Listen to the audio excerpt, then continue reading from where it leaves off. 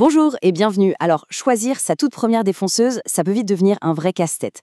L'objectif aujourd'hui, il est simple. On va transformer toute cette confusion en confiance. C'est un de ces outils qui peut vraiment paralyser de doute avant même d'avoir commencé, mais qui, une fois qu'on a fait le bon choix, peut littéralement révolutionner un atelier.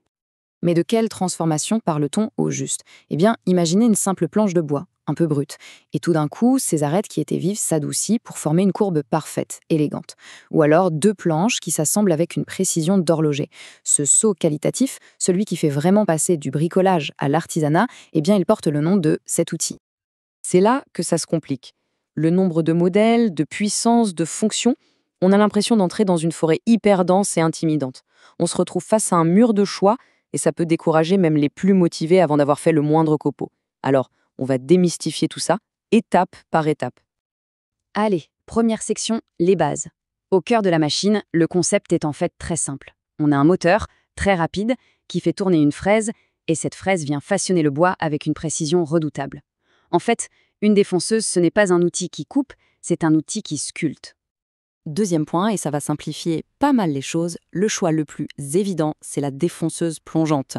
Pour un premier achat, il y a deux grands types de machines, mais vous allez voir, il y en a un qui sort vraiment, mais alors vraiment du lot. D'un côté, on a la fleureuse. C'est petit, c'est léger, c'est conçu pour les finitions, genre à raser des champs de plaquage. C'est un super deuxième outil, mais alors comme premier choix, c'est une très mauvaise idée. Et de l'autre, on a la défonceuse plongeante. Son mécanisme permet au moteur de descendre bien verticalement dans le bois, ce qui offre une polyvalence et une sécurité bien supérieures. Alors le point crucial, il est là. Une défonceuse plongeante peut faire absolument tout ce qu'une affleureuse fait. Il suffit de bloquer sa profondeur de coupe. Mais l'inverse, ça, c'est absolument impossible. C'est ce qu'on appelle un investissement à l'épreuve du futur. Ça veut dire que la machine ne va jamais brider les projets qui viendront plus tard. Ok, troisième partie, et pas des moindres, on va décoder la puissance. C'est souvent la question qui paralyse, mais en réalité, c'est assez simple, une fois qu'on a compris le principe. Il faut redéfinir ce qu'est la puissance.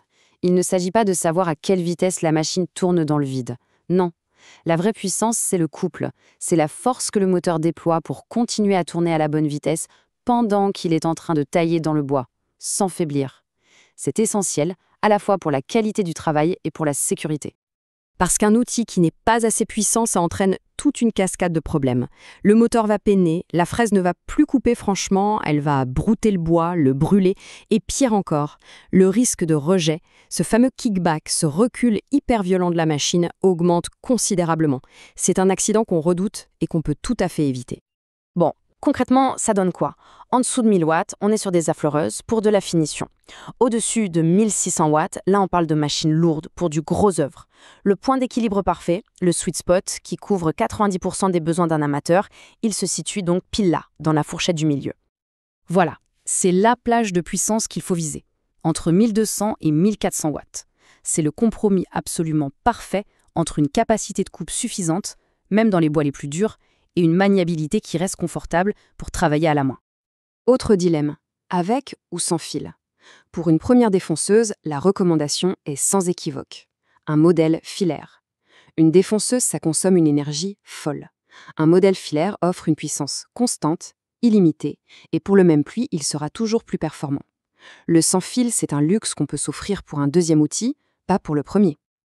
Ok, on a la puissance, c'est le cœur de la machine.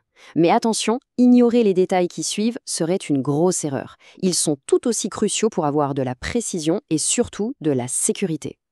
Ces petites pièces, qu'on appelle des pinces ou des collets, sont fondamentales. C'est elles qui tiennent la fraise bien en place. Une pince de mauvaise qualité, ça va générer des vibrations. Et qui dit vibration dit une coupe de mauvaise qualité et un risque que la fraise se casse. Et là, attention, c'est une règle non négociable. Il faut absolument s'assurer que la défonceuse est livrée avec deux tailles de pince, 8 mm et 12 mm. La pince de 8 donne accès à l'immense majorité des fraises courantes. Et la pince de 12, elle, est plus rigide, indispensable pour les fraises plus grosses et les travaux plus exigeants.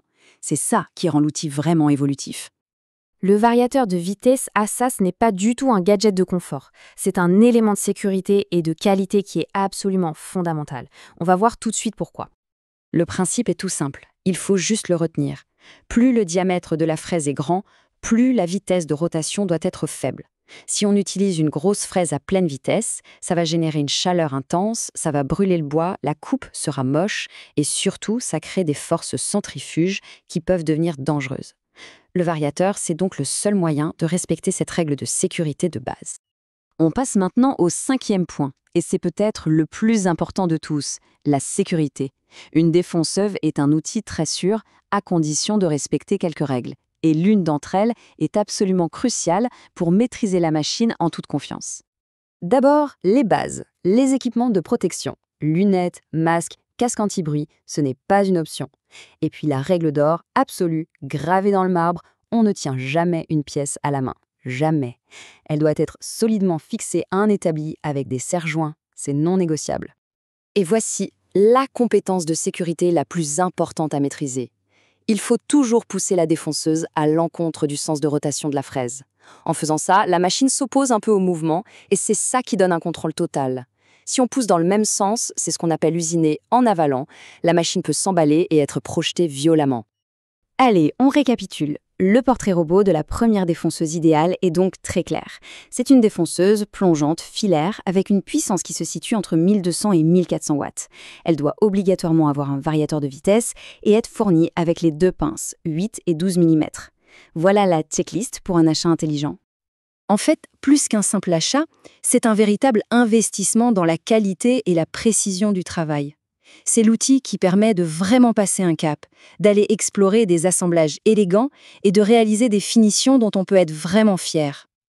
En respectant les règles de sécurité, on se rend compte que la crainte du début se transforme très vite en une maîtrise confiante. Et là, la défonceuse devient l'une des machines les plus appréciées de l'atelier. Le monde fascinant des projets bien aboutis peut enfin commencer.